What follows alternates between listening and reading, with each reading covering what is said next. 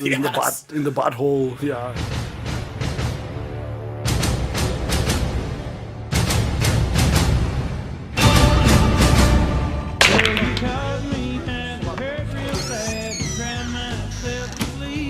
Who's this fucking asshat? He looks like an athlete. Hey there, mushroom. Bitch. Hey, Le'Veon! This guy's looking for you! I need your carries, your catches, and your starting job.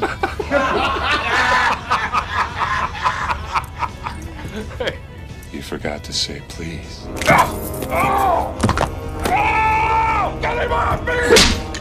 I'm James Conner, bitch.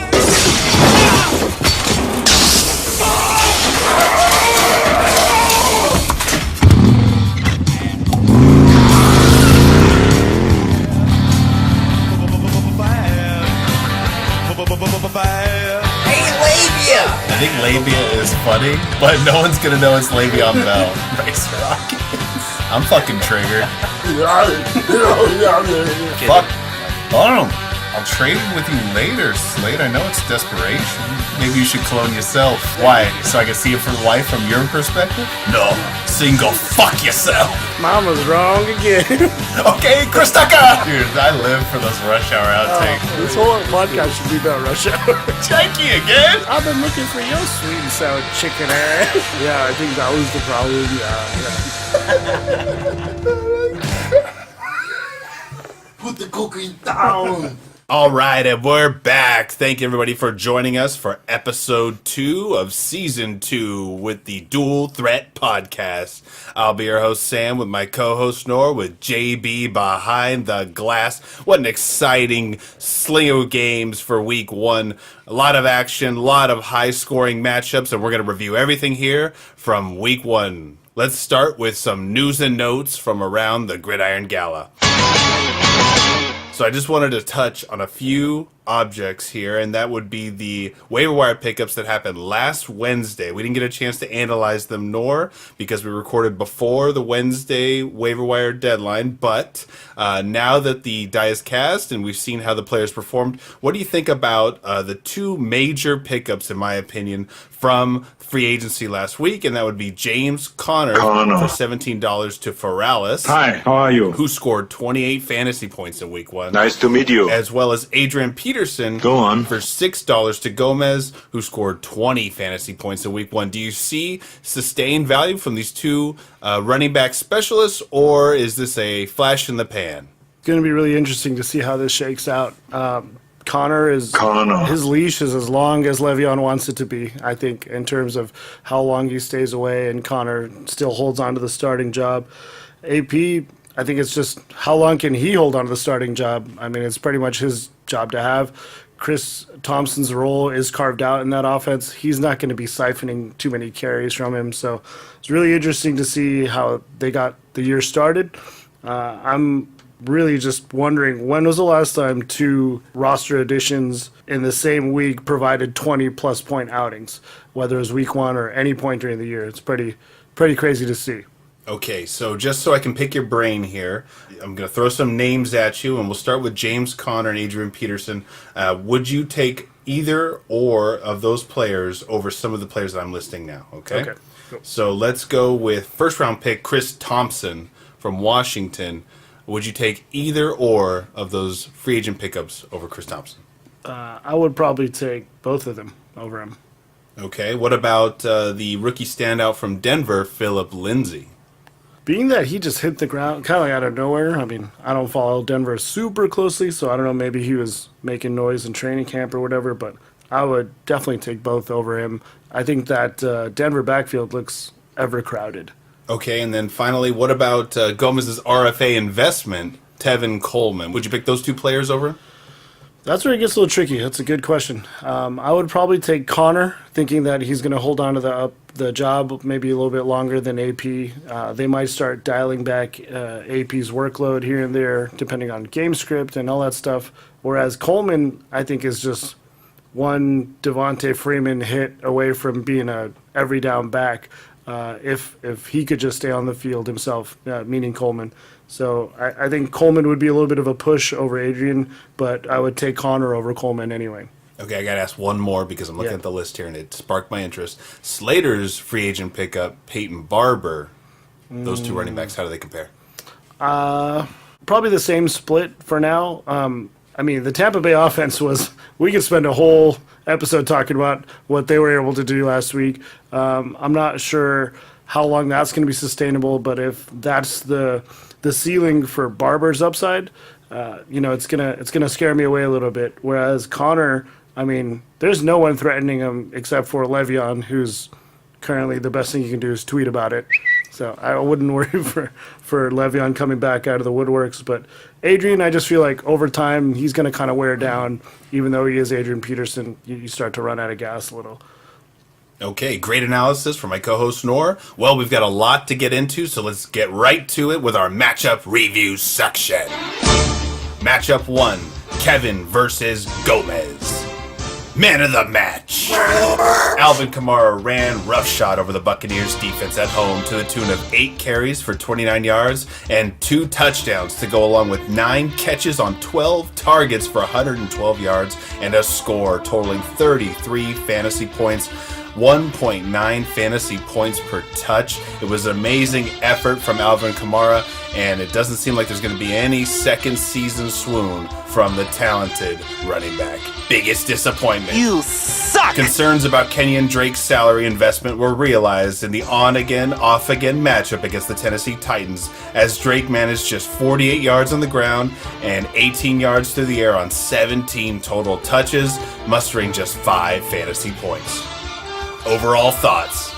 It appears my picks for Beer Bitch Bowl contestants were a bit premature, as both candidates had impressive scoring weeks, both scoring north of 100 fantasy points. Kevin continues to prove his start-sit decisions are among the best in the league, as Emmanuel Sanders was ranked as the 26th best wide receiver in Week 1 by ESPN, and John Brown, Geronimo Allison combo didn't crack ESPN's top 58 wide receivers, and all finished with double-digit fantasy points. Kevin takes the win as the highest-scoring team in Week 1. So it's always unfortunate when these type of matchups go down, and I don't just mean when Kevin wins. I mean when you have 2 teams scoring this many points and someone's got to lose. It's just unfortunate. Gomez his team really showed up and did everything it could. I mean, his score would have beat all but 2 teams in the league. Problem is, he was playing against one of those other teams. So bad beat for Gomez there. Hopefully he can continue to pick up the pieces. Matchup 2, Areola versus Tony. Man of the match. Mike Evans was unstoppable in the shootout against the New Orleans Saints, as he hauled in 7 catches for 147 yards and a touchdown, finishing with 20 fantasy points. Fitzpatrick went to the talented wideout early and often, and it proved the difference in this matchup. Biggest disappointment. That's terrible. The New Orleans Saints had the 7th best scoring defense in 2017, but it appears that did not carry over to 2018 season, as they were torched by the Fitzpatrick-led Buccaneers to the tune of 48 points allowed, while not registering a single defensive statistic and ending the day with -6 fantasy points. Overall thoughts. Other than a couple of standouts, the performances in this matchup were very subdued, with only 1 positional player on both teams scoring over 10 fantasy points. It was a disappointing effort on both sides, but Areola found a way to capture the victory in Week 1. Is -6 fantasy points the worst we've ever seen for a defense in the Gridiron Gala history? We'll have to check the archives on that. Overall, it's just an unfortunate case of irony, as Evans was on Mike's team against Tony, playing against Tony's defense and just bending him over the entire game. So it'd be interesting to see if this was just a tale of bad defense for the Saints, or maybe they were looking past the Bucs, thinking, hey, they don't got Jameis. We got this one in the bag. I don't know. We'll have to see what the reality is for the Saints defense or the Bucs offense. Matchup 3, Nor versus Corey, or as I like to call it, the champ versus the chump.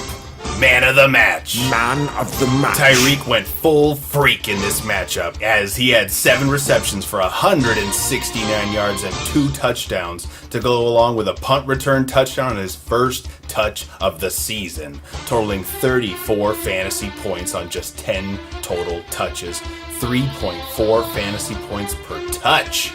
Simply astounding, as he is by far the most explosive player in the NFL. Those weapons of mass destruction got to be somewhere. Biggest disappointment. Corey's roster was a venerable who's who of disappointments for week 1. The much talked up Chris Hogan chimed in with just 1 fantasy point. The much anticipated return of Josh Gordon was quickly quelled as Gordon finished with just 1 catch, not to mention the string of zeros put up by Kalen Ballage, Calvin Ridley, and Mike Wallace. But no bigger zero was put up than by Le'Veon Bell, who sat out week 1 game against Cleveland. With the possible holdout until week 10, Corey's risky bet on Bell could prove disastrous. Overall thoughts. In a battle between last year's 1 and 2 seeds, Nor proved to be too much for Corey, as Tyreek and company were just too much in week 1 as Nor takes an easy victory. I will say that the one catch that Gordon got was quite impressive. He went kind of full Randy Moss over the DB, and might be signs of things to come. But happy to have this one turn out the way that it did. I mean, Tyreek was just on a mission today. Maybe his output did end up stifling the need for Kareem Hunt to even get the ball that much, but I reaped all the benefits that I could out of my mid-draft trade with Mike Ariola to net Tyreek Hill and save me some much-needed cap room. Matchup 4, Sam versus Jason. Man of the match. It was a favorable game script, but New Orleans wideout Michael Thomas thrived in his team's tilt against the Bucks, catching a franchise record 16 of his 17 targets for 180 yards, registering a touchdown and a fumble loss, finishing with 22 fantasy points. Biggest disappointment. It appears many fantasy performers were affected by the consistent weather delays, but Derrick Henry finished with just 26 yards on 10 carries and 1 catch for 5 yards. Henry's 2 fantasy points were exacerbated by the fact that he was out-touched 21-11 by his backfield mate, Dion Lewis. Oh no! We suck again! Overall thoughts. It was good to see such consistency from the 3-star wideouts on my roster, as all finished with double-digit fantasy points. On the other side of the coin, Melvin Gordon and Saquon Barkley appear to be a formidable duo, as they both finished with 18 fantasy points. Alas, it wasn't enough as I pick up the win in week 1. Could this be the year that the running back heavy teams become prehistoric? Could we be seeing the changing of the guard with 3 monster wide receivers on your team carrying the load? We'll have to see. But certainly impressive to see Odell, Michael Thomas, AJ Green all contributing and seeing how your team responded. I'll dive deeper into Henry's day a little bit later on, but overall, as you touched on, the weather delays, the weather itself, the impact that it might have had on the game, we'll kind of have to see. Also, Marcus Mariota seemed really affected by it too. With no passing game, I'm sure the Miami defense was just able to just key in on the run. So we'll dig in more into that later. Matchup 5, Ferralis versus Slater. Man of the match! James Conner was locked in firmly to the Le'Veon Bell role as he filled in more than admirably, finishing with 31 carries for 135 yards and 2 touchdowns to go along with 5 catches for 57 yards and a fumble lost. Connor's first start netted him 28 fantasy points, and the confidence for Mike to be able to start him week in and week out during Bell's absence. Biggest disappointment. Amari Cooper came in with high hopes as the number 1 wide receiver in a John Gruden offense, but it appears the anticipation has quickly faded as Cooper finished with just 2 total touches and 18 total yards, scoring 0 fantasy points, and really let Slater down here in a closely contested matchup. Overall thoughts. It was a tight matchup that came down to Monday night, but due to outstanding performances from James Conner and Mike's trio of solid wide receivers, he was able to pull out the victory this week. I'm not really sure what topic to actually dive into here. Connor is his own storyline for most of week 1. There are a couple various other players that maybe you could touch on, but he's front and center. And everything about this whole Le'Veon situation just gets more and more interesting. Let's see how many weeks it goes on, how Connor continues to do, His fumble was costly down the stretch, and maybe it did contribute to the inevitable tie, but who cares about that? We're talking fantasy here, dog. Meanwhile, the other side of the coin, the Raiders are a fucking mess. Like, is it a rebuilding year? Is it not? What the hell's wrong with David Carr? What's their offensive identity? I don't know what the hell's going on. It's really fucking confusing. No, I want everyone to be confused as I am. I don't even know what Carr I'm talking about. That's how confused I am. David Carr, Derek Carr, Antoine Carr, I don't know who it is. All right, well, that was a review of the Week 1 matchups. Now we'll move on to our best and worst starts of the week. Best start of the week. Smart-ass motherfucker! Golden Tate was lost in the mire a bit in this offseason, as the reception machine did not have a lot of hype heading into Week 1. But as the first part of a doubleheader on Monday night, he got the start for Ferrales' team and proved to be the difference as he scored 13 fantasy points and leads Mike to a 1-0 start over Slater. Totally agree that that's the best start of the week. Even more impressive that he was able to do this in a pretty atrocious game by Matt Stafford. Not sure how Golden Tate was able to even net any double-digit points, but pretty impressive. Worst start of the week. Are you fucking retarded? The hell's the matter with you? We started off clean, boys. Nothing to complain about here in Week 1. After poring over the matchups, I feel as though all start decisions were justified this week or wouldn't have ultimately made a difference in the outcome of their matchups, so I think everyone gets out clean in Week 1. Slap hands! Slap hands! No clapping, dickface. Damn it. And now we'll throw it over to our Utah correspondent, Alex Slater. Slater slanders. Slater slanders. Slater slanders. Slater slanders. Fuck. Oh, I hate fantasy so much. Why do I play this stupid game, guys? Well, welcome to the first week of the 2018-2019 slander. I guess you probably could have played any last year's, 70% of last year's slanders and probably wouldn't even notice the difference. It's the same old recycled spare trash. I just had to play James Conner, the Terminator, and, just getting his per use 30. I get it. I get, this is why we play, because you never know. But god damn it. What 30, you couldn't just get 20. I mean, I could stomach 20, 100 and a touch. I get it. He's going to be the lead, but fuck. I mean, I didn't have Red Zone this week, so it was weird. I was just, watching, some of the games. I couldn't watch them all, and I was just following them on the laptop on some of them, and every time it's like blip, Connor, 5 yards, 10-yard catch. Fuck. I mean, stop. I just had to deal with Juju and James Conner all fucking game. Big Ben just fucking throwing chili dogs everywhere. Oh my God. I guess it's poetic justice with me, a part of me was really happy with Le'Veon not being there. Really because it just screwed Corey. But it just like a boomerang, just, I threw it out and just fucking came right and shoved it right up my ass. But God, just get 20. You gotta go get 30? 30? God, talking this shit just makes me have PTSD. God, it just bugs me so much because I could just see Ferrales just fucking all giddy. Like, oh, fuck, dude. Give me a break. I guess I don't really have much room to talk with Amari with the goose egg. That's just gonna, I'm sure you guys are gonna talk about that. But, let's not also talk about how, some of you wanted them. So let's just remember that before you start saying anything. Fucking James Conner. Just talking about it. I was trying to get away from it. Shit. Fuck. Anyways, Love you guys. Miss you. I'll see you next week.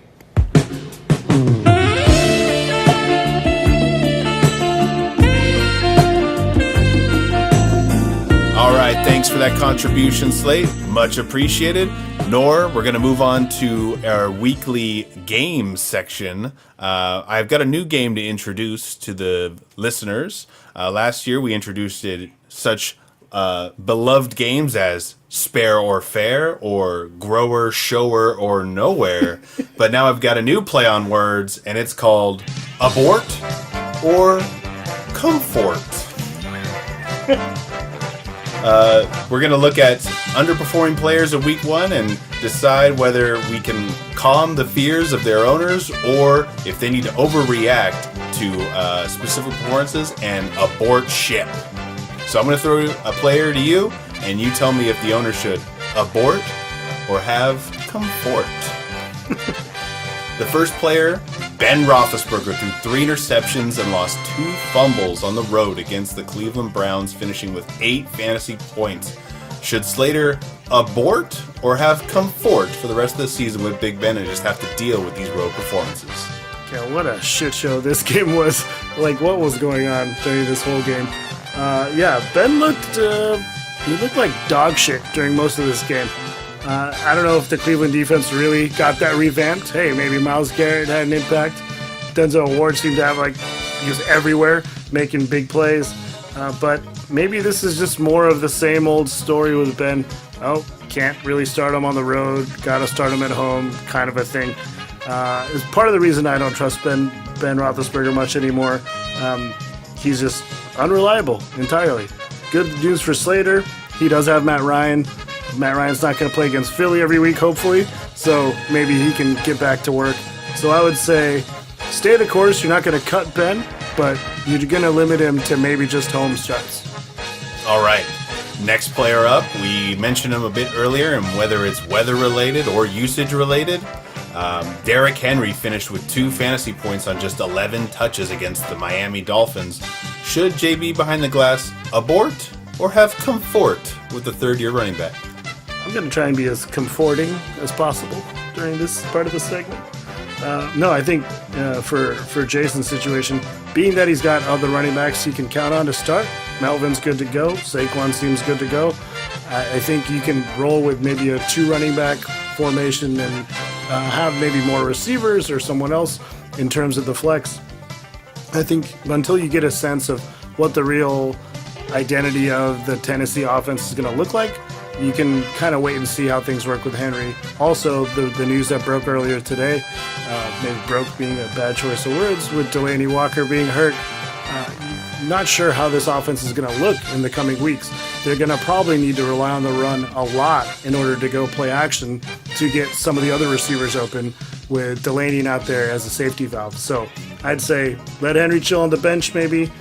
Keep him on your roster. No need to abort yet. I agree on that news about Delaney Walker. Very, very disjointing. Anyway, Calvin Ridley had 0 catches on just 2 targets for the Falcons in Week 1. What should Corey do with this talented rookie wideout?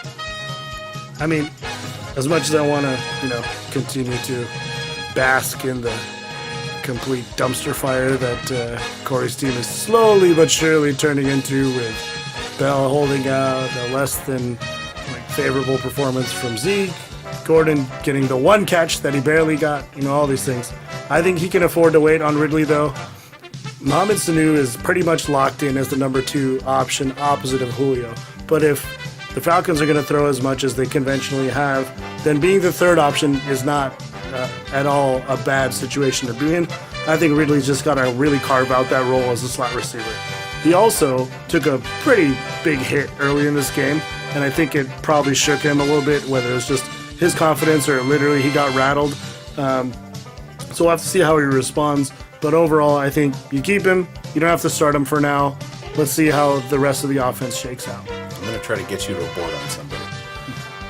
LaShawn McCoy's fantasy fears were realized as the unfavorable game script had Shady finish with just 8 touches for 23 total yards. What should Tony do with this aging runner? As much as you want to get me to abort, I'm not going to just jump to it. I will I will not negotiate with this kind of treatment. But for Shady, I don't know, man. I think you got to bench him for sure. Maybe not abort entirely, but he's got to be on the bench. That Buffalo team looked so bad throughout the preseason, and then looked even somehow worse with their starters in during week 1. I mean, I don't know what to make of Baltimore, really, because they played Buffalo, so we'll see about that. But at the other side of the coin is Tony has 7 goddamn running backs on his team. He can start any amalgamate of 3 of them if he wants to start 3, or just start 2, none of which need to be LaShawn McCoy. I just think that whole offense is going to be fighting uphill, and it might take some time to figure out just how bad the Bills really are. All right, finally, we've got Corey Davis. He had 6 catches for just 62 yards in week 1 against Miami. Is it finally time for Gomez to cut bait? The once great future of the NFL. How the mighty have fallen.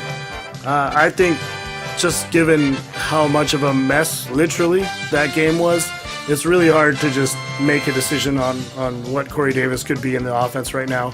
Rashard Matthews is hurt. He's barely getting back on the practice field. Delaney Walker just went out. Someone's got to catch some passes on this team. I think if you can afford to hang on to Corey Davis for maybe the first month of the season, that's about the time you should give him. But that whole Tennessee offense, in terms of the passing game at least, might be one you want to stay away from. So this is as close as I got to an abort, but I can't hit that panic button too soon on someone with Corey Davis's athletic upside. Okay. Well, we will revisit this game later in the season, and I'm going to get an abort out of you. Even if I have to take you to Planned Parenthood myself. I know you will. All right. Well, that is all we have. We have our final segment now where we will release the first edition of the Dual Threat Podcast Weekly Power Ranking. Pow, pow, pow, pow, pow. Pow, pow. We will start at the number 10 spot. Tony Funston, 0-1. An absolutely dreadful performance in week 1. 5 players scored 7 fantasy points or fewer in his starting lineup, and Gridiron Gala first-round pick Ronald Jones is a healthy scratch from the Bucs' 53-man roster. There is plenty of room for concern here. Number 9, Corey Hart, 0-1. A tough week after an offseason of expectations, but without Bell and Hopkins carrying the load for this team, the top-heavy talent appears to leave a lot to be desired. Number 8, Alex Gomez, 0-1, ran into the buzzsaw of Kevin in week 1, but ranked low here because I'm not a believer that Drew Brees and Adrian Peterson can combine for 51 fantasy points a week, and depth continues to be an issue for this team. Number 7, Jason Bercese, 0-1, scored well in week 1. I really like the trio of Barkley, Gordon, and Adams, and is able to play the matchups between Derrick Henry and Jarvis Landry for the flex position. Number 6, Mike Arriola, 1-0. A relatively low-scoring week in the season opener due to a lack of touchdowns, but his starting lineup is very solid. Can his bench perform well enough to fill in when needed?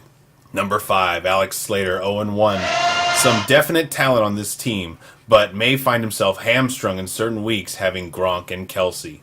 Number 4, Mike Ferralis, 1-0. May have found a real star in James Conner, but how long will it last? Number 3, Kevin Wallen, 1-0. Though I am impressed with the scoring output in week 1, I'm not a believer in that this type of start-sit decision-making is feasible week in and week out. Number 2, Sam Nix, 1-0. Officially jinxing myself here, but the 3 wide receiver standouts performed well, and the running backs seem good enough to keep the team balanced. The poor tight end performances are concerning, and Baldwin's injury limits the depth at wide receiver. And finally, number 1, Norris Sandu stays atop this trash heap we call the Gridiron Gala. Starting off 1-0, the defending champ staked his claim to the top spot with an impressive week 1 showing, despite an early exit from Fournette and the Jags' tilt with the Giants. Immediate reactions. I like most of the list. It's great to see the power rankings back. I'd have to maybe consider flipping Gomez and Slater, really just because Slater's lineup decisions, as you touched on, are going to really be interesting to see how he manages those. And also, I'd like to take a strength of schedule kind of approach to power rankings. So Gomez putting up the high volume of points that he did, I think bumps him up a little bit. But otherwise, I love the list. Really excited. Hoping that Fournette being day-to-day, it can just stay there, and maybe they even give him a week off, but hoping it's not too significant. And there you have it. Episode 2, Season 2 of the Dual Threat Podcast. We'll be back next week to analyze the matchups from Week 2 of the NFL and inside the Gridiron Gala. For my co-host Nor and JB behind the glass, we will see you again next week. Week 2. Hello. Is there anybody in there? Just not if you can hear me. Is there anyone home? Come on now.